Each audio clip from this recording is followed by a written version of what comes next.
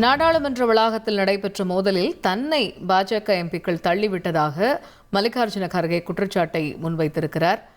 இது பற்றி எமது செய்தியாளர் ரமேஷ்குமாரிடம் கேட்போம். ரமேஷ், ஏற்கனவே பாஜக எம்பிக்களை தாக்கிய மக்களவை எதிர்க்கட்சித் தலைவர் ராகுல் காந்தி மன்னிப்பு கேட்க வேண்டும் என்று மத்திய அமைச்சர் கிரண் ரிஜிஜு வலியுறுத்தியிருந்தார். இந்த நிலையில் நாடாளுமன்ற வளாகத்தில் நடைபெற்ற மோதலில் தன்னை பாஜக எம்பிக்கள் தள்ளிவிட்டதாகவும் திரு மல்லிகார்ஜுன கர்கே குற்றச்சாட்டை முன்வைத்திருக்கிறார். இது தொடர்பாக அவர் கோருவது என்ன? விவரங்கள். சற்று முன்னதாக நான் குறிப்பிட்டேன், இரு தரப்பும் ஒருவர் மீது ஒருவர் குற்றச்சாட்டுகளை முன்வைக்கின்றனர்.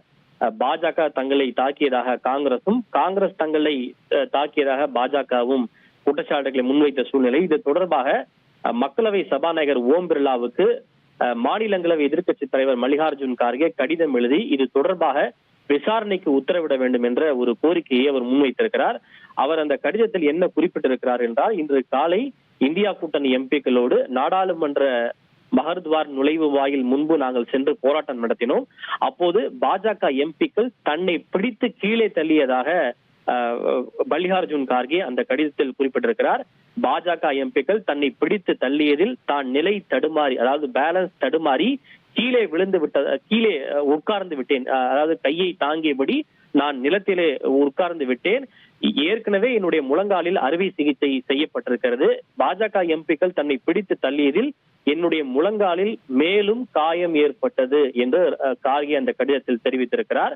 இதன் காரணமாக உடனடியாக காங்கிரஸ் எம்பிக்கள் ஒரு நாற்காலி ஒன்றை கொண்டு வந்து அங்கே போட்டு என்னை சிறிது நேரம் அந்த நாற்காலியிலே அமர செய்தனர். இருப்பினும் மக்களவை துவங்கியதால் நான் என் காலை நொண்டி பிடித்தபடி நொண்டி மக்களவைக்கு நடந்து சென்றேன் என்று அந்த கடிதத்திலே குறிப்பிட்டிருக்கிறார்.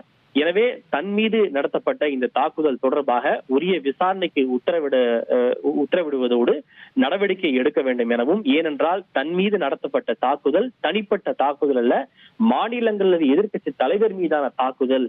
இந்த விவகாரத்தில் மக்களவை சபாநாயகர் என்கிற முறையில் நீங்கள் விசாரணைக்கு உத்தரவிட்டு நடவடிக்கை எடுக்க வேண்டும் என்று அந்த கடிதத்திலே குறிப்பிட்டிருக்கிறார்.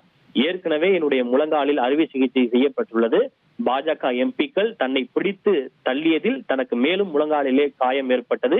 நான் மக்களவைக்கு கூட நொண்டிதான் மன்னிக்கவும், மாநிலங்களவைக்கு கூட காங்கிரஸ் கட்சியினுடைய எம்பிக்களுடைய துணையோடு நொண்டி நடந்து சென்றேன் என்று அவர் தெரிவித்திருக்கிறார்.